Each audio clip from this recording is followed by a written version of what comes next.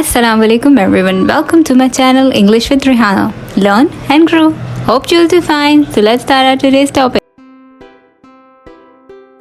तो आज की वीडियो में हम पढ़ेंगे used to in a different way कि किस तरह used to डिफरेंट तरीकों से अलग अलग जगह में इस्तेमाल होता है। तो सबसे पहले हम पढ़ेंगे used to versus used to यानी कि used to और used to में क्या डिफरेंस है और कहाँ इस्तेमाल होता है। तो सबसे पहले जो हम यूज्ड टू पढ़ने वाले हैं उसकी उर्दू के मीनिंग होते हैं किया करता था। इसका रिलेशन पास्ट से होता है यानी कि पास्ट के ऐसे काम या ऐसी चीज़ें या ऐसे हैबिट्स जो हम पहले किया करते थे और जो अब हम इन प्रेजेंट नहीं करते हैं या इन प्रेजेंट उसका कोई वजूद नहीं है। इसका सिंपल फॉर्मूला है यूज्ड टू प्लस वर्ब की फर्स्ट फॉर्म और आगे ऑब्जेक्ट।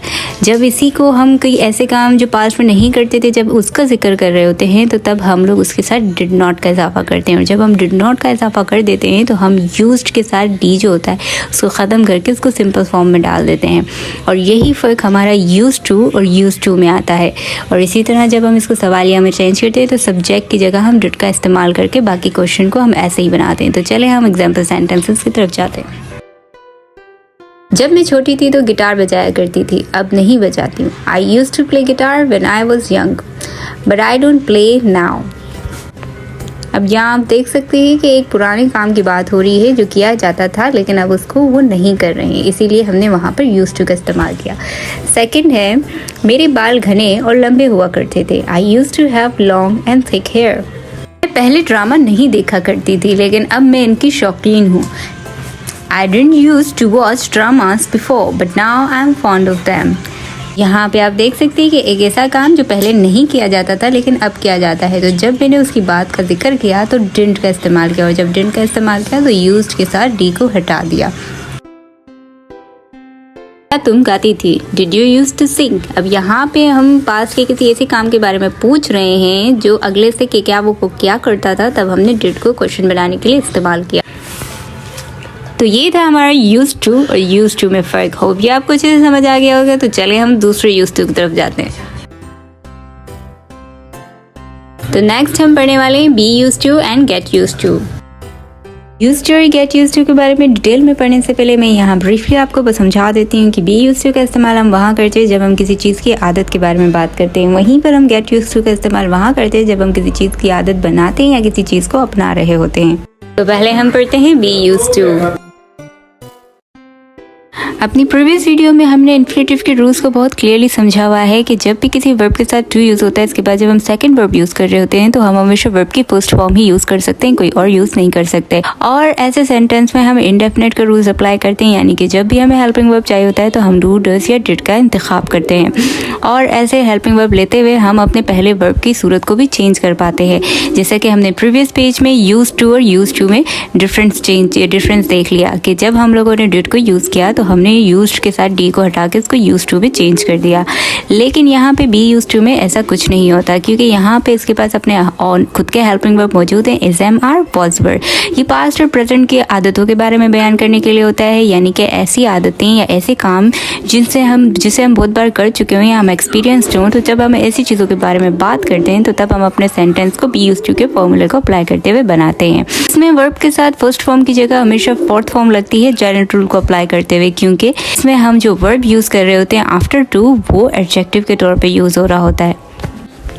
इसका फार्मूला है subject plus is, am, are plus used to plus verb की फोर्थ फॉर्म इफ़ अगर आता है वर्ब प्लस ऑब्जेक्ट। इसी तरह अगर हम पास्ट की बात करेंगे तो हम helping verb was were use करेंगे। So let's read some example sentences. Be used to जिसकी उर्दू की मायने है आदत है या फिर आदी हूँ। वो हर रोज़ तैराकी का आदी है। He is used to swimming every day. मैं जल्दी उठने का आदी नहीं हूँ। I am not used to getting up early. क्या तुम इस ठंड के आदी हो? Are you used to this cold? अब यहाँ पे आपने क्लियरली देख लिया कि हमने इसको नेगेटिव, इंटरोगेटिव और अफर्मेटिव तीनों सेंटेंसेस में बनाया कि आप किसी चीज़ के आदी हैं या फिर नहीं हैं। और यहाँ पे आपने जब इसको नेगेटिव या इंटरोगेटिव में चेंज भी किया तो आपने यूज्ड टू में कोई चेंजेस नहीं डाली और इसके अलावा आपने टू के साथ जहाँ वर्ब आया तो उसकी फोर्थ फॉर्म ही यूज़ की। लेकिन वहीं पे आप अगर किसी की पास्ट की आदत के बारे में बात कर रहे होते तो तब हम लोग वॉज या वर्ब का हैविंग वर्ब के तौर पे इस्तेमाल करते। आदत और किया करता में भी डिफरेंस है। जो हम काम किया करते थे या हुआ करता था, जब हम उसकी बात करते हैं तो तब हम लोग सिंपल इंडेफिनिट वाला यूज टू यूज़ करते हैं।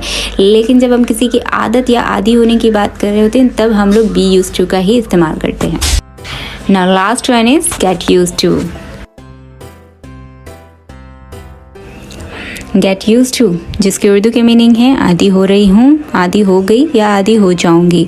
ऐसे काम जो हम पहले नहीं किया करते थे या ऐसा एनवायरनमेंट जिससे हम पहले फेमिलियर नहीं थे लेकिन हमें अभी उसे अपनाना ही है, तो जब हम उसके बारे में बयान करते हैं तो हम अपने सेंटेंस में गेट यूज टू का इस्तेमाल करते हैं।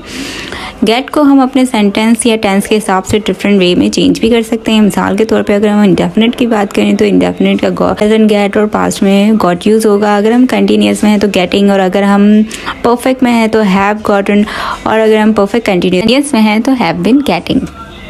फॉर एग्जाम्पल, हम एक जगह से दूसरी जगह मुंतकिल हो रहे हैं और वहाँ रहते हुए अब हमें काफ़ी अरसा भी हो चुका है, तो ऐसे में हमसे कोई पूछे कि आप कैसे जा रहे हैं तो हम उन्हें यही रिप्लाई करेंगे, I have been getting used to it, कि मैं आहिस्ता आहिस्ता इस एनवायरनमेंट के आदी हो रही हूँ। Let's read the example sentence. Get used to, जिसकी उर्दू की मीनिंग आदी हो गया हूँ, आदत हो जाती है या हो रहा हूँ। पाकिस्तान की आवाम आहिस्ता आहिस्ता महंगाई की आदी हो रही है। Pakistani people are slowly getting used to this inflation.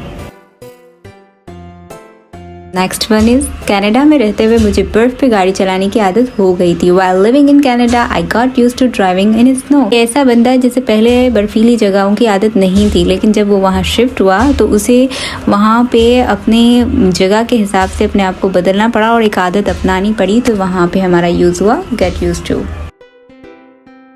तुम्हें यहाँ सबके साथ मिलकर रहने की आदत हो जाएगी। You will get used to in living here with everyone।